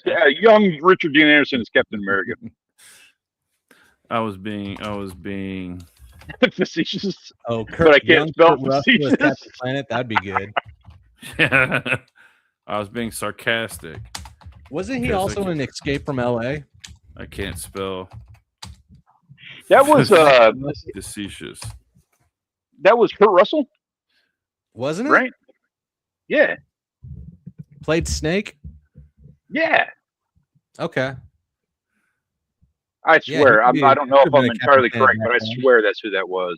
Try to make Captain Planet Oh, Lord. One second, guys. Using Step away. Yep. actor Richard, not Richard Doof, Dean Anderson. What possessed you to make him a Green Lantern? I didn't. That's Grok. Oh, Grok is Captain slipping, Planet. bro. Here we go again. Green Lantern shit. What the fuck is that? That doesn't look like Richard Wow. Dean Anderson at all. Rock doesn't know about Captain Planet. Doesn't know about Richard Dean Anderson either. Well, I'm pretty sure he can't immediately use like facial recognition for actors. I don't think he's allowed to do that. All right, let's try this. Use Donald Trump Oh my God. instead. Is it because Donald Trump is a president and he is allowed to use Donald Trump? See, that looks like Donald. That's not- insane. How is he able to use him but not the other? The Yeah. suit's still horrible. You're racist. All right, fuck that. Grok, you're slipping, bro. That's not Richard Dean Anderson. I don't have a picture of Richard Dean Anderson available to feed into that. You meant if you meant you're racist now, I'm Grok, but built by XI. All right, There you touche. go. That's what we needed right there. All right. So What we sorry, need- guys.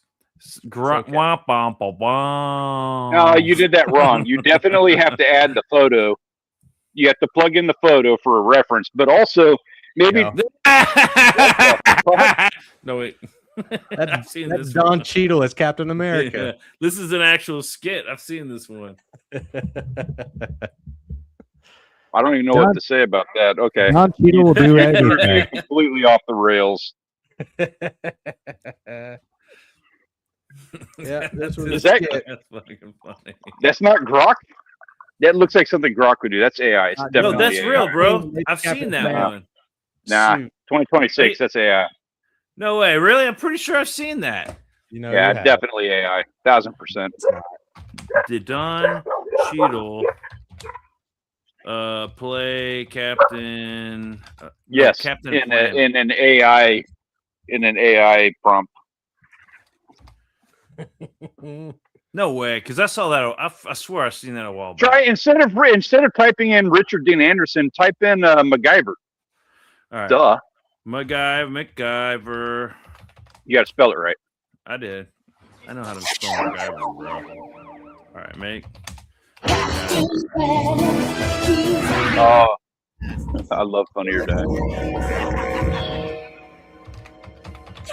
Destroy the forest. We have to do something. Let our powers combine. Earth, Wow, he actually fire, sounds like Kwame. Yes, hide. it does. With your powers combined, I am Captain Planet. Go Planet! Well, Planeteers, what seems to be the problem? They're cutting down the trees. Then I guess we'll have to plant some more. Rip hurts. Attaboy, Captain.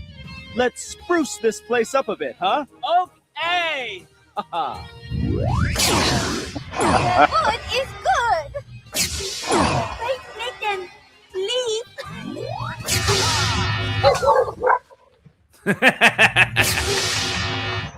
Oh, this is messed up. Captain? Human tree! Tree!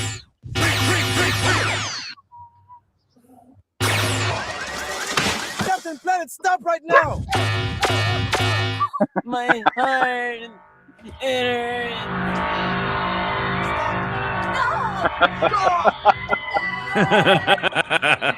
Stop, Captain, please. You caused this. Holy Gaia, that's enough. Stop. Stop, holy Gaia. Everybody's a tree. I can't let you do that, Captain.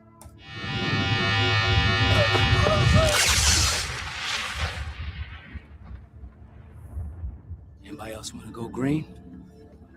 Anybody else want to go green? Yeah, that's what I thought. Your punk asses. I'm going back up. Don't summon me again unless you're ready for that pain. Peace, dickholes. Power is mine, bitches. Hey, all you Planeteers at home. Remember, turn off the faucet between usages and recycle those plastics. Or else, I'll turn you into a fucking tree. Captain Planet, motherfucker.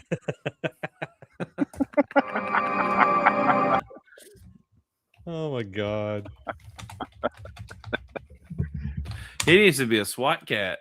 I mean, if we did what's it called? What's that movie where we made a horror film of Superman as a child destroying everything? What was it called? Superman as a child destroying everything?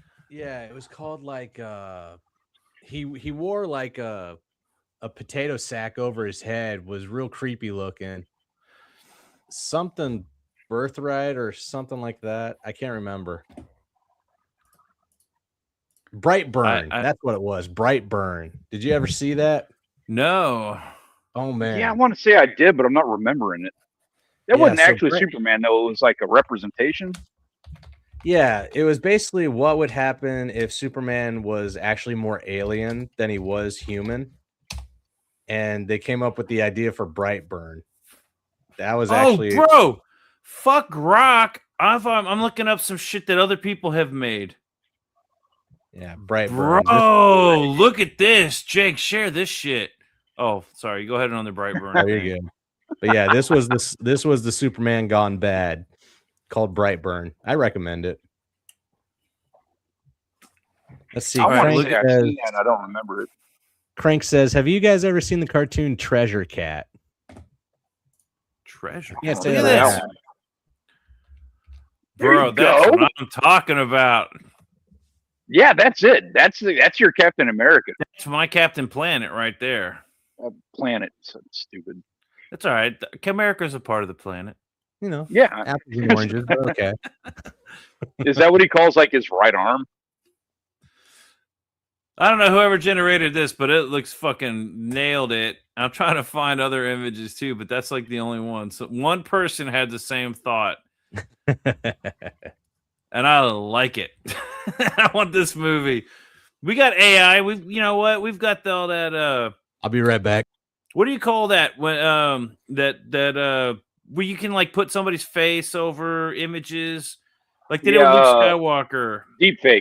Deep fakes. We can deep fake a Captain Planet movie with a young, handsome Richard Dean Anderson. I thought Grok could do that. Yeah, but I mean, for Hollywood, maybe you need to get into like Kling and some of those other AIs that are the ones that are more movie oriented. Yeah. What's better than this? Who else could play Captain Planet better than that? Yeah, after this, I don't, man, that nailed it right there. I wonder who else. I wonder if there are any other Captain Planet Yeah, let's see what the other options are. actor. Because it's all going to options. be, other than Don Cheadle. Like, Don Cheadle gets a vote now. All right. Oh, gross! They were going to use Ron Perlman. All right, let's take a look. Ron Perlman as Cap, because you know somebody already did all this shit. And I'm going to do my job for the planet and not waste AI's rendering capabilities for something. That's what they're there for. Did my lights just go out? What the fuck was that? It's because you use too much AI. They're like, Oh, nobody rendered a Ron Perlman Captain Planet yet? Even though he was like on the... They have him as an ape. Well, of course they have him as an ape. That's like his go-to. Oh, are they going to use Ed Sheeran for the redhead dude from Captain Planet? Oh, yeah, no. No, it needs to be the guy from Saved by the Bell. Definitely. I can't Just believe the nobody's AI generated Ron Perlman as Captain Planet. And I don't even bother asking Grok. I'm just going to go back to Richard Dean Anderson. I'm going to make that my desktop. All right. Captain Planet. Actor options again. Here we go. Ron Perlman is willing to come back to wait. Meg Ryan. So I see. What do we got Meg Ryan as? As the blonde. My interest. Were they really gonna have? Were they looking at fucking what's his name? Don't give a fuck. They got Meg Ryan. I'm good with this. Seriously? Yes. You can put him in the movie as Captain Planet as long as he's I got don't Meg give. Ryan. I'm not going to look at him once. Well, what are you going to look at? It's Captain Planet. Meg Ryan. Duh. So if you got, have you ever seen Joe versus Volcano? Yeah. 3 Meg Ryans. Who are you going to have as Guy? She made him jump into a fucking volcano, dude. That's what Meg Ryan will do to you. 3 Meg Ryan as the Asian chick. If you got Meg Ryan as the blonde, I would have Meg Ryan. You know, I'd get the who's playing the Flash. What's that guy's name? Grant Gustin. No, the Flash. Not who's really playing. Ezra Miller. That's what I'd get. In his corner. Ezra Miller, right there. Who do we got here for this? Open image. Nah. Oh, okay. Hold on a second. Ryan Reynolds. No, Ryan Reynolds needs to be the redheaded dude. He's too old to be redheaded dude now. When we're talking ageless, I guess it doesn't matter. He could be a young Ryan Reynolds, Captain America. Yeah. No, he's got to be the redheaded guy. No, that's Ed Sheeran. That has to be Ed Sheeran. Boot that guy. I don't know who that is. Yeah, just fucking. You have to get what's his name from Supernatural. What was his name? I don't know. I don't know who any of these people are except for him. He played he was in The Boys. I forget his name. He played Homelander's father, the captain, or whatever they called him. Oh, he was in. I didn't know he was in Supernatural. I haven't seen Supernatural, but dude, Butch could be a good Captain America. I mean, Captain Planet. Who the hell's Butch? Butch from the fucking Boys. What's his name? Oh, I know who you're talking. Yeah, Butch from the Boys. Butcher, not Butch. Butcher. What's his name? Kurt something. Yeah, he's the doctor in Star Trek. Yeah, and he's also in Lord of the Rings. He's also fucking Judge Dredd. Yeah, but he wasn't cool until recently. Carl Urban. All right, Carl Urban. What the hell did I call him? I don't know. Captain Planet. Here we go. Somebody had to have created this already. Oh my God, that would be a dark Captain Planet movie, and I'm all there for it. Nobody's done a Carl Urban Captain Planet. That would be an epic fucking Captain That Planet would be right there. that would be different. That would be different. I mean, he was also I okay. would be there for it. There, look at these images. These are all the different car urbans you can. Oh my God, come on. So we got him. We got him from Lord of the Rings. This is from Chronicles of Riddick. Wow. Yeah, that guy. Judge Dredd, Star Trek, Butcher, and I don't know what the fuck this is. What is that Thor. from? Thor. He was in Thor? Yeah. Oh, yeah, he was in Thor, wasn't he? Yeah. But that's not from Thor. But he was in Thor. That might have been from Troy. Yeah, I tell you what, he has a lot more range than I expected. Like I know he was in all of these, but I never put it together. And seeing this shot list right here, that dude's got some range. And I know it's like the same person every time, but he's still got some range. Yeah, he's like the same character, but he would be a good Captain America. His character spreads, you know? It fits a lot of genres. I wasn't okay. I'm not 100% behind Dr. McCoy, even though he does fit the stubborn jackass. He was all right. He was all right. He's good as Butcher. He's good as everybody in every one of these roles, except I didn't like him in Chronicles of Riddick. I don't know who the fuck that is on the bottom right. Yeah, there. but the character, like he owned that character so much so that you don't even realize it's him. Well, yeah, that's true. I didn't realize it was him until this is like seriously some Heath Ledger level fucking acting chops. I guess. But Heath Ledger, the only thing Heath Ledger jumped from being 10 Things I Hate About You to the Joker. Crank says, I wonder what Danny Trejo would look like as Captain Planet. Y'all gonna have to Google that because I'll be right back. Oh, Mo Biggs finally decided What's up, to join us. Mo? I thought he was going to be here. What up, Mo? And killed him. Heath Ledger, yeah, well, true that he couldn't handle the burden. Where you been, Mo? What took you away from us? Yes, Mo, where have you? We were talking about you. Where have you been? And I'm not even going to tell you what we said about you. You're just going to have to go back and rewatch to figure it out, and then you can bring it all back up next time. But Captain America, we're getting. Did he steal your screen share where you can't control it now? No, I can remove it. I'm just okay. Like we're getting He-Man rebooted. We're getting all these other reboots, but we can't get our very first live action Captain America. I mean, there's something to be said about that. If you want to talk about educational and being kid friendly, that would be it. Yeah. Especially in like today, you would think that'd be something that would work really well with the sensibilities of 2026. No kidding. Delicate flowers. Tree huggers would love this. Yeah. But and Captain man, America, I tell you what, a dark, gritty Captain Planet would be kind of cool. Like there's potential there. Oh, as soon as you brought in what was it? Radioactive Man or Captain Sludge or something like that? All right, what'd I miss? We're talking about Mo Biggs is in the chat, so we were making fun of him a second ago. Hey, Mo Biggs.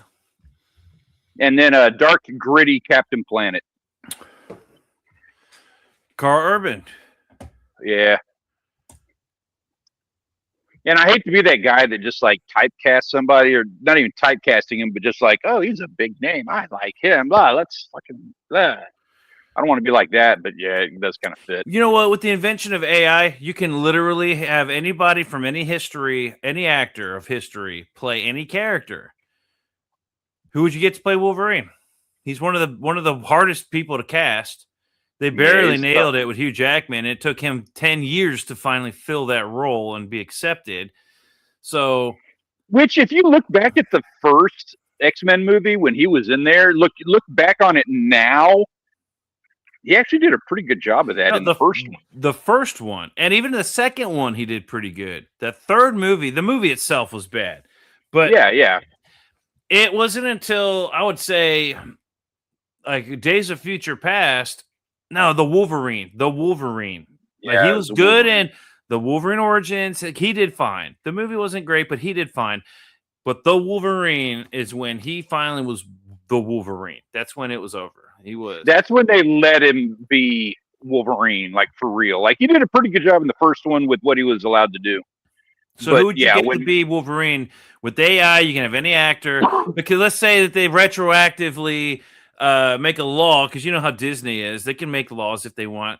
They're going to retroactively say any actor that's ever been a part of Hollywood had signed some contract that's not going to be saying all their likenesses, all their voices, all their shit's going to be usable for Hollywood to use, right? With the rights. Or the Yep. family estates are going to allow them to do it. Okay, All actors throughout history. Who do you get to play Wolverine? Clint Eastwood. That's what I was gonna say. Clint Eastwood. I beat you to it. Yeah. Although looking That's at the this, right answer. Carl Urban could no. Yeah, he's more of a spin-off of Hugh Jackman, not necessarily a Wolverine. He's got he doesn't look Yeah, he's got a place in there somewhere, but not Wolverine. not Wolverine. Errol Flynn. Let's take a look. Let's take a look at Errol Flynn. I'm gonna leave that one up. Just all right. I just found out who would play. I just saw who would play Sly Sludge in Captain Planet. Remember Sly Sludge from Captain Planet? Yeah. Who? All right, here it is. Check this. All right, so this is Sly Sludge. Let me show him off. What? Get this banner out of my way. Why is this banner This in my way? live stream brought to you by Fresh Groceries meets fast delivery. There it is. I know what you're All right. googling. So you don't want to this is see Sly the ads Sludge, like Captain America. I mean Yeah. Captain Planet. All right, you know who would play him? John Danny Lovitz. Oh, that's better. Yeah, that'd be pretty good. I would have said Tim Waltz. But yeah, this guy would have been pretty good too. Errol love John Flynn. Lovitz. All right. I'm liking this Errol Flynn. I'm seeing this and going, I can see it. But only a couple of images of him. Oh. What I put out there. Hugh Yeah, Jackman. Hugh for Jackman. Wolverine. Go figure. All right, hold on now. Hold on a If second. you're going to use AI, why not just make the AI look exactly like Wolverine and not like an actor? I don't trust it. That's true. That's actually pretty fair, but because we Arrow. have we're all fans of actors and shit, and so we want to see it. You know what I mean? Like we were like, oh Right. no, I want to see that as Wolverine. And tell me this is not fucking Wolverine right here, dude. Oh my god, this fucking thing I can zoom in, bro. That's fucking Wolverine right here, man. You sharing my screen? Captain Planet movie would need this scene. Type in Is that those letters. Don Cheadle? Anybody who just saw that for half a second on the screen. I'll type it in Oh, and give it a look. God, Dirty Harry. That's not Dirty Harry, dude. That's fucking Fistful of Dollars or some shit. That's one I'm of his sorry, Wild did West Clint movies. Eastwood not play Dirty Harry? No, do you ever see Big Good, Bad, and the Ugly? Yeah. Fistful of Dollars? I love his old fucking movies. I haven't got the poncho. It Gran doesn't look good. Torino, one of the greatest movies of all time. Gran Torino is pretty good, but it's not one of the greatest in my It's one of the greatest. Yeah, No. absolutely. I want to be him when I grow up. Sure, but that doesn't make the movie good. I want to be him because I want to be, the ugly. No, he's the good. I want to be the good. How the hell did I pick that? All right, now before we watch this thing, sorry Mo, I gotta vet this link you put in here. Yeah, I'm trying to get it too, but I gotta go onto my phone to get to it. Very suspicious. Oh wait, no, this is an ad. Skip the ad. Yeah. We can do that. That's good stuff. Right here. Oh, you can't hear it. Am I not sharing audio? I fucking swore I'm sharing audio. Oh, it's because I muted. Hold on, I gotta unmute. You got your headphones on, jackass. No, it's because I muted YouTube because I had the stream open so that I could get in the chat. But then You haven't been listening to us at all this entire stream? me? He's gotten lucky just reading our lips. Get him out of here! He's got AIDS! He's got AIDS.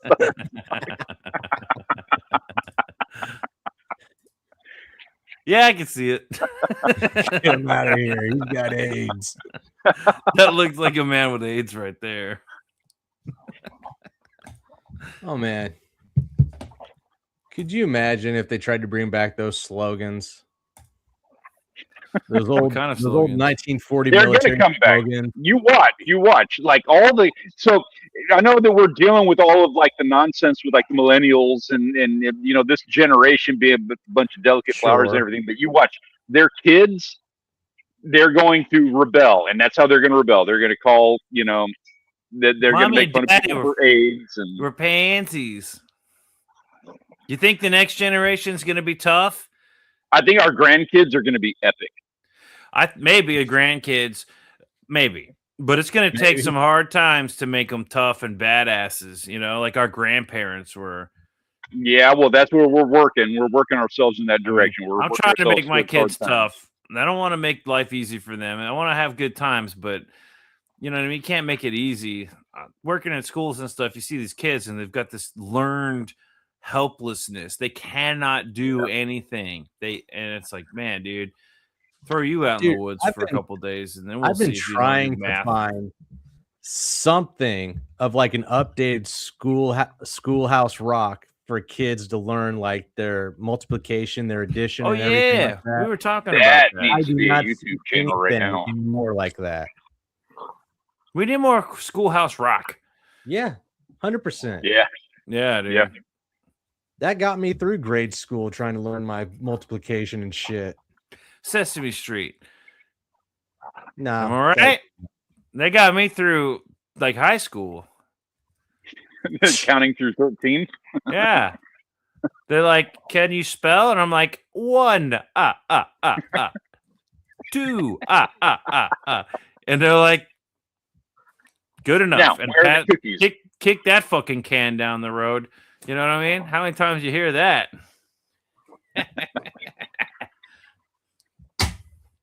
They tried, like, this was all over my school all the time. Schoolhouse rock. Yeah, I'm just a bill. Yes, I'm only a bill, and I'm sitting here on Capitol Hill. And then you get, how many licks does it take to get to the center of that Tootsie Roll Pop? I'm One, actually surprised that Robot Chicken never did a skit for that one. 2, How many times 3. did you bite into a Tootsie Roll thing after 3 licks and you're like, how did that fucking owl do it? I don't understand. It doesn't work. One. No, yeah. You Like, ever try to seriously, actually lick seriously, through as those a kid. motherfuckers? Yeah, no, seriously, as a kid, you're like I could beat that owl. giving it like the hardest fucking lick because you know after 3 you got to try biting into it. Yeah, well, how many does it take? Because I'm like, that owl gave up after 3 licks. Yeah, I Bruh, want to say it was like 73 or something. you got to get real. You can't just fucking give up after 1, 2, 3 licks. You gotta like, yeah, you know what I mean? You gotta like go at that. No, yeah, you motherfucker. do. You fucking deep throat that thing. Yeah, and then you gotta like You guys keep doing that motion. do a little bit of that to it, and then that owl is totally gay.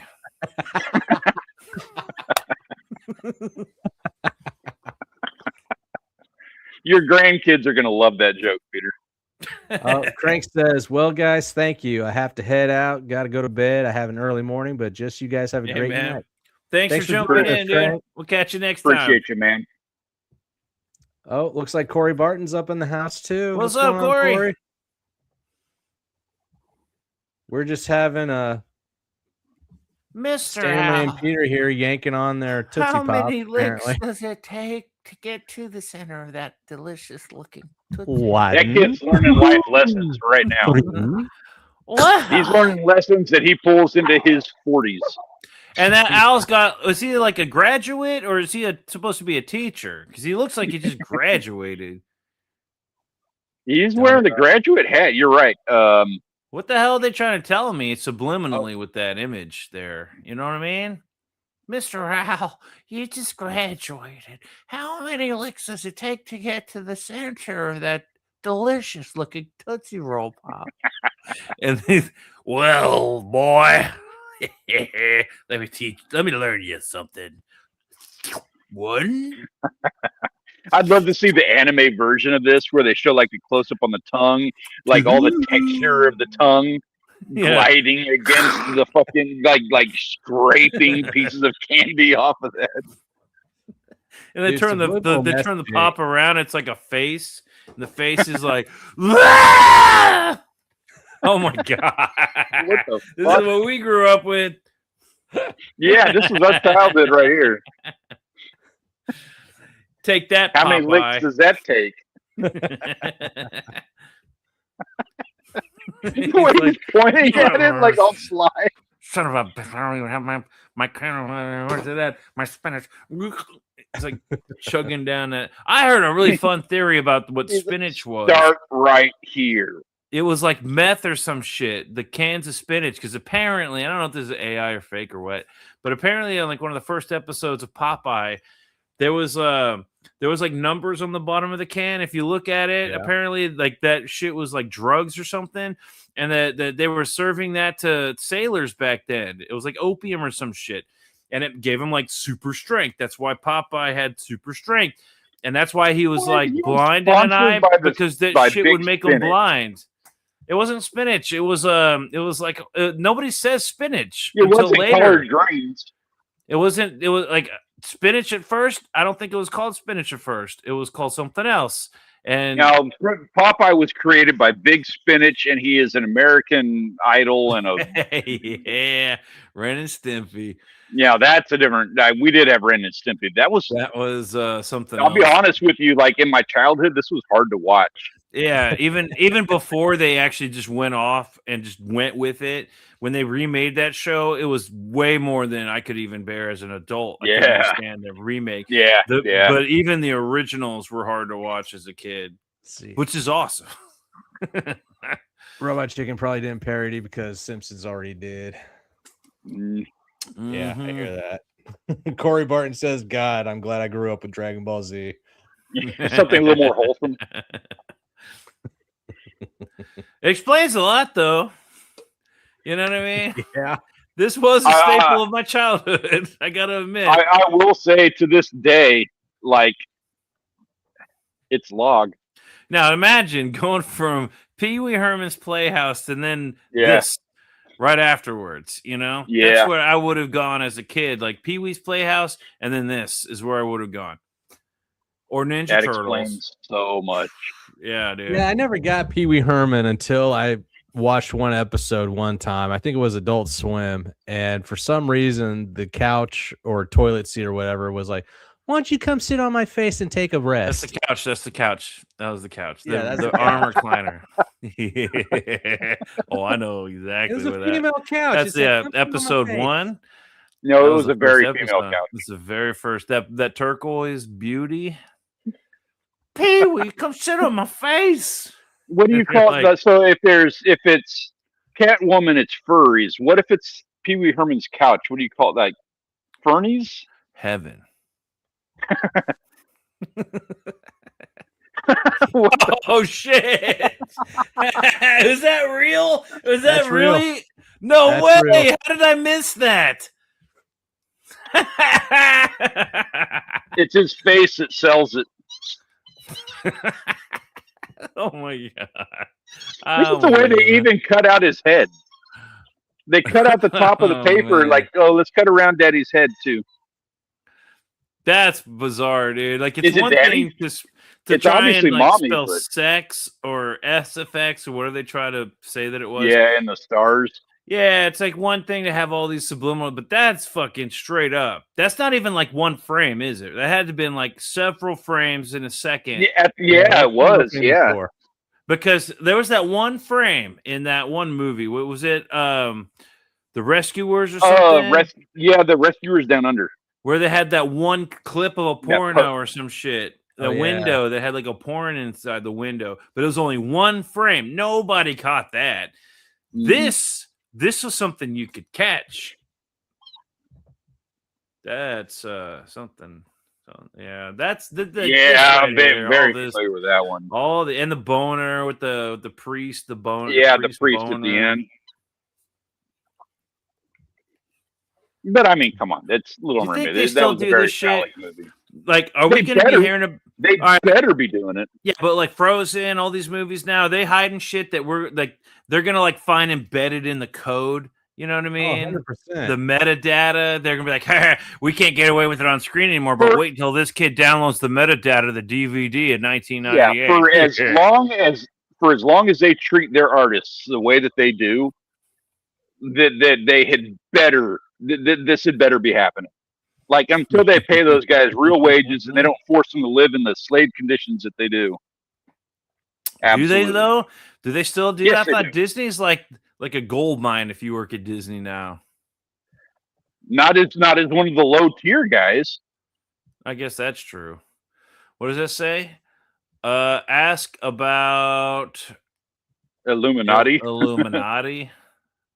That's not so bad. Oh, they I got like that Ska. on Maniacs, though. It too. says a ska bout. That should be a band name or an album name. A ska bout. It could just be a mistake, though. No, whatever. Yeah, the original Rescuers. What do you think they were trying to tell us? Ask about the Illuminati because, like, the people in charge were all in the Illuminati or something? Yeah, that's the whole thing. Like, even in Animaniacs, they have an episode where they go into, like, this office on Warner Brothers lot or whatever. And there's the pyramid with the eye sitting on the guy's desk. And then up from the center of the room where the carpet's laying there, the circular carpet, smoke comes out, red lights come on. Supposedly that's supposed to be like the dark one getting ready to come out and make a deal. They did a lot of that stuff back in cartoons. You had a lot more free reign.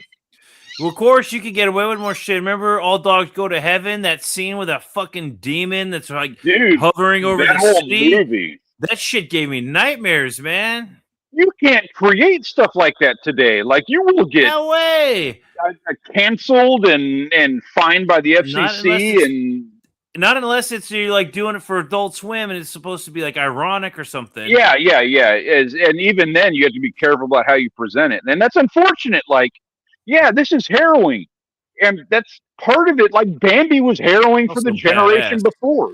This also created a bunch of badass kids because I'm not afraid. I'm not afraid of this shit, exactly. Right? You hand this to kids nowadays, and they're like, "Oh God, I beat my pets," you know. You have to give them some cookies and Legos when they're at college. Yeah, and then now we just pushed adolescence back another 20 years. Yeah, that's exactly what happened. Like, that's all you did. Yeah, we experienced this when we were like 9 or 10 years old. This generation isn't getting that, but it doesn't mean they're not going to experience it when they're 29 or 34 and finally moving out of their parents' basement. You're just pushing it back. Like, I strongly believe every 11 to 13-year-old should experience the original Exorcist under a stormy night at midnight. Yes, with everybody, with the family all piled up on the couch. Yeah, on a small screen. Like, you have to, like, that way you have to hover around the screen. Yeah, you got to focus in on it. Yeah, get real close and then watch it. Yeah. And then when that face flashes across, you go, "Whoa!" And somebody's got to be like, you know, the guy who knows and goes like, "Whoa!" and makes everybody jump. Yeah. I totally agree. It gets everybody all like nervous energy, you know what I mean? Because I tell you what, I watched that movie way too late. I watched to make up for the fact that I didn't watch Exorcist or at a young age. I did watch Predator when I was like 9 years old. Like, that was the only movie that my dad was like, "You have to watch this. This is badass." And Predator 2, you can watch on your own. Predator, Terminator. We didn't watch the first one, but Terminator 2. When it first came Terminator out, 2, like 9. We went and saw Island of Dr. Moreau at the theater, and how do you remember that? That was weird. We walked out of it. We walked out of it because it was weird. Predator 2. Now remember Predator 1. I remember we had like a family watch party on that one. Yeah. With all the blood and guts and like all the ants are like, ew, that's the Paul. You can't let your kids watch that. Yeah. And so it's like, we were at Granny's house. Granny was in the recliner watching that. All the family piled up, and we were all piled up underneath the coffee table. You know, remember how the kids would like? The kids weren't allowed to sit on the couch. That we had? Yeah, there wasn't any room. To be fair, there was like 60 of us, and there's only like 8 adults, and there's only 8 pieces of furniture. And so all the kids were like, there'd be like 3 of us piled up under the coffee table. So we're like hiding under the coffee table, and there's like blood dripping down. I'm like, ah! But that's awesome when you're a little kid. And then I remember Predator 2. I was like, well, I want to see Predator 2. And they're like, oh. That one's a little. We remember what happened last time. That was kind of a fail. Predator 2's got we can try it. Let's try it. Now, Predator 2's got sex, nudity. It's got drugs. Yeah. It's got like a lot more shit in it. All the things. So they're like, okay, instead of sex ed, they're like, go watch Predator 2. Go watch that, and then Mom and then we don't have to talk to you. Yeah, they high-fived and said, we're good. We're set. Yeah. Mission parenting. accomplished. That's good parenting of the 90s. Yeah. I never had to have that conversation with Mom and Dad because I saw it in Predator 2. I had that conversation with Mom and Dad. It was not Predator 2. All right, so it was Predator 2. I think after they had it with me, like Mom had one of her books, and she showed me like one of her books and had to have the conversation. And I think after that awkward conversation, she's like, you know what? I'm done. I'm not doing this again. After the incident at when we were homeschooling, after that incident at Dairy Queen, Mom was like, I think they understand. I'm not gonna have to explain Dairy Queen. The ice cream cone. That time I embarrassed Mom in front of all her friends. Oh yeah. You were talking about sucking a dick and you were representing it with an ice cream cone. With an ice cream cone. I was like, blah, blah, blah, ice cream cone all over my face. And I was like, hey, look, Ma. Like, I thought like a fucking comedian. I'm like, hey, look, Ma. All loud in front of everybody at Dairy Queen. Looks like I've been sucking dick. And then Mom's like, we're leaving. We just got out of church. And they're like, we're going back to church. It's a small town. It's a small town where there's 400 people in town. So you know everybody, and the 40 people in Dairy Queen represent 10% of the population, and they just heard you talk about that. Yeah, and I'm like, well, we can't leave. My friends are about to get out of school. You don't even know any of them. Yeah, they don't know that. Like, they don't know, but they're that's... Jeez. Anyways, I'm going to go down that road. Then we had to go back to church and I had to confess again. And you're right. Then that's how you learn the lesson. It's like, oh, if I say stuff like this, I've got to go back to church. So at least wait till the next day. Exactly. You got to wait a day or two because then I might as well wait till the next mass. You know what I mean? Dude, the most epic one that I loved, like I still laugh about it to this. I wish, like, if given the opportunity, I was still doing this. We had that sock monkey thing. You remember that? Yeah, I love those things. The sock monkeys. Yeah, the sock monkey. So there was the one time that we were sitting in the living room out at the log cabin, and Dad was all pissed off at us, or he was pissed off at you or something. I don't know what the deal was. Probably me. But he was definitely pissed off at me, but I think it was probably all three of us, kind of a thing, because he was like mad at somebody over here sitting on the couch, and so I was behind him, and I had that sock puppet, and I was just like, "Are you mad?" Hey, that creepy ass sock puppet. I have never in my life seen Dad more pissed, and he's like, "Get that thing out of my face." What do you mean? Hey, why are you so mad? Remember that time he was mad at me, and he came in. I'm like, I don't know what I did, but I used to piss him off so bad. And he would come in, and I'd be playing with Ninja Turtles, and he'd be just like, "Yo, clean your room," and I was like, I've only got one toy out, and he takes it out of my hand and throws it against the wall, and it exploded. And I was like, "That was Luke's toy. I was playing with Luke's toy." "Which one's yours?" "Well, no, these are all Luke's. You broke all of mine already. I don't know where mine are." Dude, there was a good time times, good times. so I was up in that loft at the log cabin. So my room was like it was a second story, but it opened up to the living room. And I was up there like Mom. I got in trouble for something. Mom got mad at me. She yelled at me, sent me to my room. So I went upstairs into that loft, and this was like freshman year, so I had just started listening to music, and so I didn't have anything else to do in my room. So I just hit play on the music. I'm just going to lay there in bed and pout and listen to my music. And it was I don't remember the name of the band, but it Smashing Pumpkins. no, it wasn't. It was that fucking is that guy that he had a rock song, and then he went country after that. And I don't remember his name, but so I hit play on it, and there was a song that he on that album that said all the lyrics of the song was just like, I feel like a motherless child. And I was like, holy shit, that is fucking hilarious. So I pumped the volume and I hit play, and I feel like a motherless child, and I rewind it and it played again. It's over and over and over again. Does it you feel sorry for yourself? No, it wasn't even that. I was like in tears laughing, just waiting for Mom to hear it just to see her reaction. Oh, that's even funnier.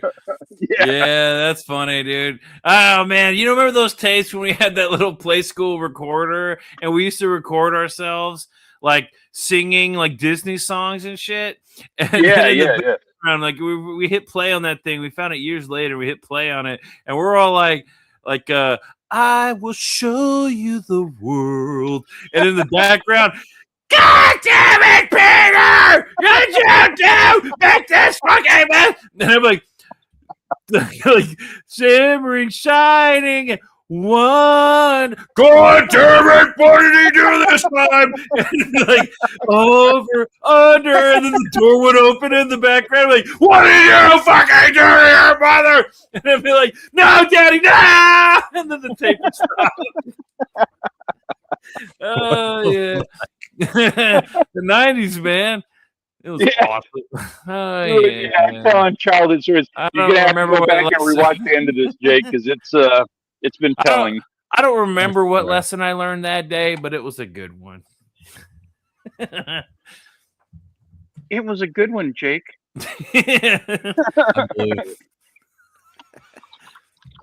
All right. Yeah.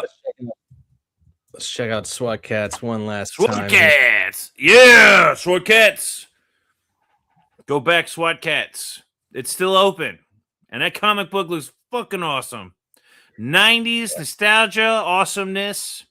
All the things that we were just talking about. This is representative. It is all part of the all same the things hurricane. that modeled it. Yep. Mm-hmm. You can't help but go back and just, check this out.